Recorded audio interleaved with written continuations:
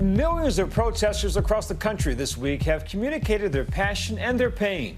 Earlier tonight, I spoke with Bishop T.D. Jakes, the Texas pastor with the global reach, offering spiritual comfort.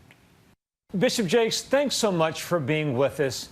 It has been a long few months because of COVID-19. It has been a long week because of what happened to George Floyd. What do you say to people after such an incredibly difficult, painful 10, 11 days?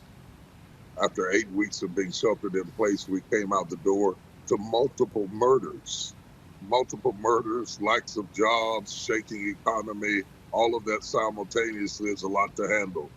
I try to encourage them that we'll get through this, that we're strong people, that we're a strong country, and that somehow or other we will survive the atrocities of this current moment. I realize we've never seen anything quite like this in our generation, in our lifetime, but history has taught us that we have been here before, and we have overcome it before, and if we are strong and resilient and committed to truth, we'll get through it again. You've been engaged in these kinds of issues for a very long time, and even you think this moment is different. Why? It is not the murders that are different. The murders have been going on all the time, and they're shocking to the general populace, but not to us.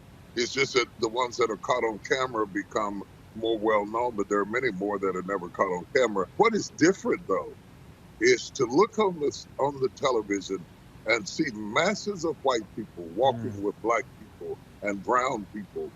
I can't even articulate to you what that says to us, that to acknowledge that our lives matter and that our pain matters and that it matters beyond the shores of our communities and the demographics of our zip code. As you know, so many people are angry, there's pain across this nation. How would you suggest people channel that frustration?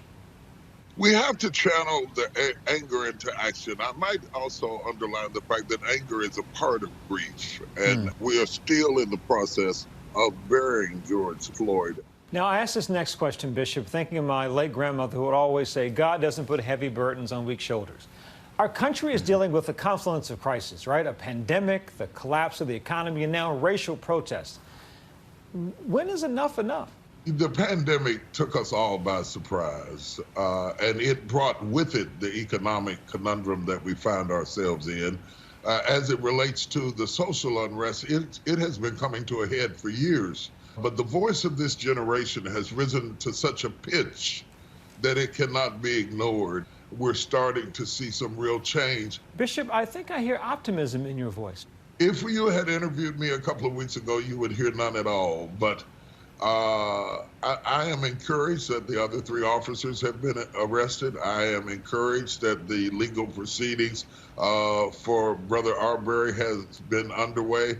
I am encouraged by the resilience of the young people who will not be deterred in peaceful demonstrations making a difference. You seem to say that you've been frustrated, that you've been angered, perhaps pained by what's happened. I have shed tears about what's happened. I've been angry. I've shed tears about what happens. It hurts terribly. To be honest, I have children. I have sons. I know what it is to be terrified of what's going to happen to my sons with the police or what's going to happen to me. And to have that in front of us, I won't lie. There's an art to faith. There's fear before faith. And I think that through it all, I think that we're going to come out better if we continue in the path we're going and we do not allow the naysayers to rise up and get the wheel of the destiny of this country again. I think we can build a better America. It may not ever be a perfect America, but I do believe we could build a better America in this particular moment of time. Bishop T.D. Jakes, always grateful, sir. Thank you so much. Godspeed. Thank you for having me. Hi, everyone. George Stephanopoulos here. Thanks for checking out the ABC News YouTube channel. If you'd like to get more videos, show highlights, and watch live event coverage, click on the right over here to subscribe to our channel. And don't forget to download the ABC News app for breaking news alerts. Thanks for watching.